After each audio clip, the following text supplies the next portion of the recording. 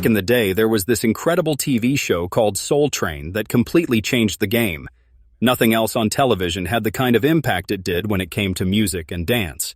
It was a big deal, especially for black folks, because it gave them a spotlight to shine in a way they hadn't before. But then, out of nowhere, in 2006, the show just stopped. It was gone, and nobody really understood why.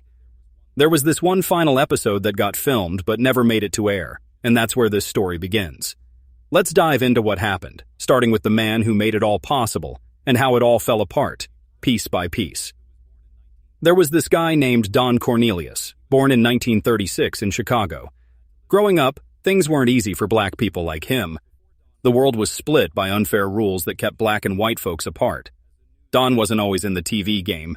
He worked all sorts of jobs, like directing traffic as a cop and selling stuff to make ends meet. But in 1966, he decided to chase a bigger dream. He went to school to learn about radio and television, and pretty soon, he landed a gig as a news reporter at a Chicago TV station. That's where the spark for something bigger started to grow. While working at the station, Don noticed something missing from TV. There wasn't a single music show that really celebrated black culture, so he came up with an idea to create one. He called it Soul Train, and it hit the airwaves in Chicago on August 17, 1970. The show was all about live music, dancing, and local talent showing off what they could do. People went crazy for it right away.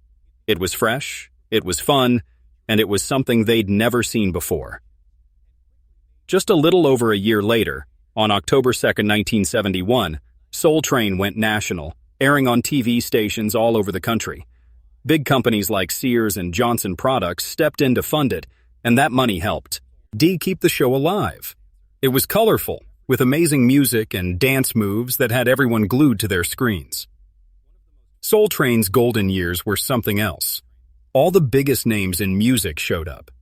You had legends like James Brown, Aretha Franklin, Marvin Gaye, Michael Jackson, and the Jackson 5 lighting up the stage. Later on, stars like LL Cool J and Mary J. Blige took their turn. But it wasn't just about the singers. The dancers were a huge part of the magic. Some of them, like Rosie Perez and Jody Watley, became famous just from being on the show. One dancer, Jeffrey Daniel, even taught Michael Jackson how to do the moonwalk, which became one of the most iconic dance moves ever. One of the coolest parts of Soul Train was this thing called the Soul Train line. Picture two rows of dancers facing each other, forming a kind of tunnel. One by one, people would strut down the middle, showing off their best moves while everyone cheered them on. It was like a big, joyful dance party where anybody could be the star for a moment. The show wasn't just about fun, though. It meant so much more. For black folks watching at home, it was a chance to see themselves on TV, looking confident, stylish, and proud. It became a weekly ritual for millions, something they couldn't wait to tune into. For the dancers who got to be on the show, it could be a ticket to fame, a chance to change their lives. Don Cornelius wasn't just the guy in front of the camera hosting the show. He was the mastermind behind it all. He called the shots on everything, the music, the outfits, the vibe. Don was always calm and serious, which gave Soul Train a unique feel compared to other music shows. He believed TV should be for everybody, not just white folks, and he wanted black culture to shine in a positive way. For over 30 years, Soul Train churned out more than 1,000 episodes, making it the longest-running music show in TV history. In its prime, during the late 1970s and early 1980s, millions of people tuned in every week. Companies that sold makeup and clothes to black folks loved advertising on the show because they knew they'd reach a huge audience. Soul Train got so big that it spun off into award shows, fashion events, and even merchandise. Don Cornelius became a giant in black entertainment. In 1971, Life magazine named him one of the 100 most important people in America. But when something gets that big, trouble often follows, and Soul Train was no exception. Don was super strict about how the show ran. He had a clear vision and controlled every detail, from what songs played to how the dancers moved. Rosie Perez, who danced on the show for years, said Don once told her to change her moves because they didn't fit the vibe he wanted. He didn't want anything too wild or suggestive, keeping things in line with his idea of what Soul Train should be. Here's the thing, though. A lot of the dancers didn't get paid. For them, just being on national TV was the reward, a shot at fame. But later, some of them felt cheated. The show made money off their talent and creativity, but they didn't see a dime. That started to stir up some bad feelings. Then came an even bigger problem in the late 1980s when hip-hop music started taking over. Don wasn't a fan. He thought hip-hop promoted negative stuff like violence and bad language. In 1992, he flat out said he didn't want Soul Train playing music that wasn't uplifting. That didn't sit well with a lot of people. Musicians and folks in the music industry called him old school, saying he was out of touch with what young people loved.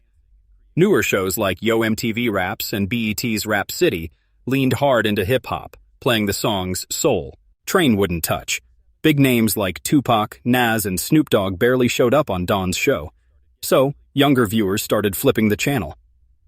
With Soul Train sticking to its old ways, its audience shrank. In the early 1980s, over 4 million people watched every week. By the early 2000s, that number dropped to about 2 million.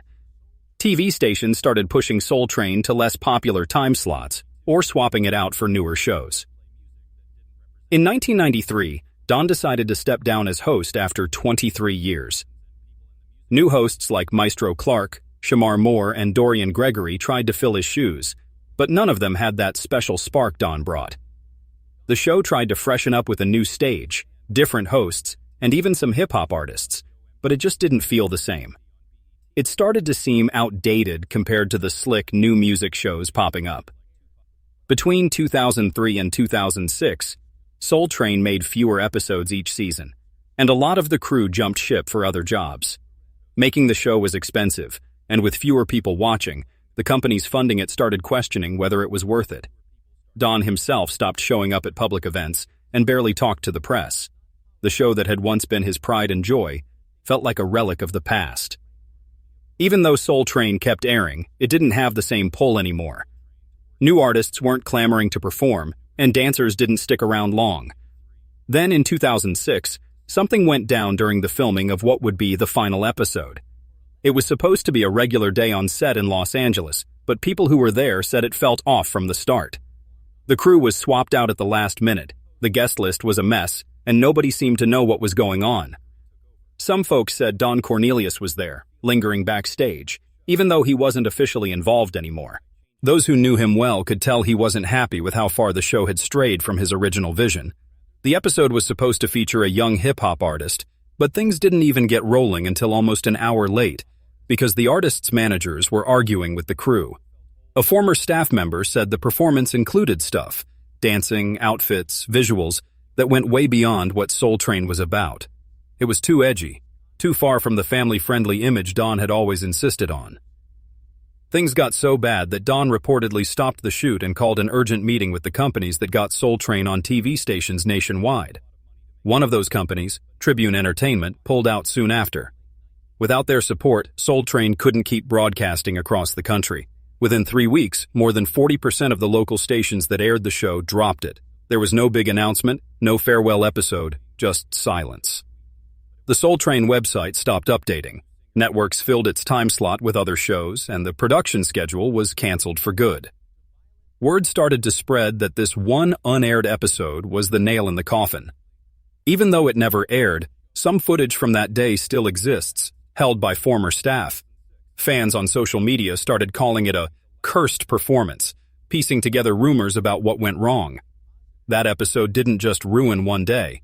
It marked the end of one of the most iconic shows in TV history. The fallout went deeper than just losing the show. It tarnished the legacy Don Cornelius had spent his life building. After Soul Train went off the air, the media barely mentioned it, and Don refused to talk about what happened. In 2007, he did one radio interview and only said, "I think it went far enough." After that, he pretty much vanished from the public eye. Many felt he was heartbroken, betrayed, and by a show he no longer recognized. Former dancers and performers started speaking out. Rosie Perez called the show's sudden end an unnamed sadness. Dorian Gregory, one of the final hosts, said nobody on the team was told what was happening. They just noticed the filming schedule disappear from the system. Reporters started digging into the mystery. A 2008 article in Vibe magazine said Soul Train didn't end because of low ratings, but because the trust between the people making the show had crumbled. The Soul Train Awards, which started in 1987, kept going but got handed over to BET in 2009. The new awards had a modern vibe and barely nodded to the show's glory days, which left longtime fans feeling like a piece of their culture had been erased. Meanwhile, old Soul Train episodes started popping up online. People uploaded grainy VHS recordings from the 1970s and 1980s to YouTube, and those clips racked up millions of views. A whole new generation of fans, kids born after the show ended, fell in love with its music, fashion, and energy. But the final years, especially the messy 2000s, stayed mostly under wraps. Don Cornelius faced personal struggles after the show ended. In 2008, he was arrested for domestic violence, though he didn't serve time. Then in 2012, he took his own life at his Los Angeles home, leaving behind a lot of unanswered questions. The Los Angeles Times wrote that even though Don was a trailblazer, he left the spotlight in the quietest way possible. After his death, people started looking back at Soul Train's journey. Some called it a broken legacy, while others said it had done its job and just faded naturally. But one thing was clear: the 2006 shutdown was still cloaked in mystery. Some called it the Soul Train curse, not because it was supernatural, but because it captured the uneasy feeling of how it all ended. For the dancers, staff, and Don himself, the emotional toll lingered long after the cameras stopped rolling. Even with its quiet end, Soul Train's influence never really faded. Almost 20 years later, it's still a big part of culture, especially for Black folks. The show has been brought back to life in all sorts of ways: documentaries, TV dramas, museum exhibits. In 2019, BET launched a show called American Soul, starring Cinqua Walls as Don Cornelius. It dove into the early days of Soul Train, showing the struggles of keeping Black identity front and center in a TV world run mostly by white executives. It didn't get into the 2006 episode, but it showed the pressure behind the show's glittery surface.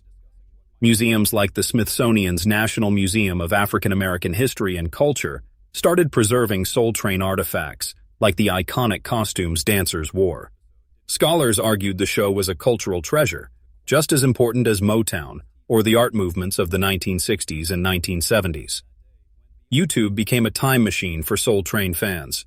Thousands of clips, performances, behind-the-scenes moments, interviews were uploaded, some from personal collections, others from old TV station archives.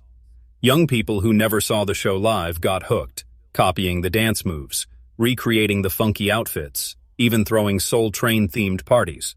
In 2021, a Soul Train challenge went viral on social media, with artists like Lizzo and HER posting videos of themselves dancing in that classic style. Some folks even held 1970s-themed costume contests to celebrate the show's vibe. Historians and fans started pushing to restore the full series, from 1971 to 2006. Some early episodes have been cleaned up and put on streaming platforms, but the later seasons, especially that final 2006 episode, remain untouched. Many believe that last episode will never see the light of day because of legal issues or its controversial content. Don Cornelius's legacy isn't just about the episodes that aired. It's about what Soul Train stood for, a place where Black Americans saw themselves on national TV, rocking their own style, music, and dances. That was huge, especially in the early 1970s, when racial divides were still stark. The sudden end in 2006 couldn't erase that. If anything, it turned Soul Train into something even more special, an icon that got cut off too soon. That sense of something unfinished keeps people curious, wanting answers. It's not just about the performances. It's about the shared memories for generations who watched, danced, and believed there was a place on TV where Black dreams could thrive. Even though the show's been gone for nearly 2 decades, its spirit lives on, bright and bold, a reminder of the voice and pride it gave to a community that had been overlooked for too long.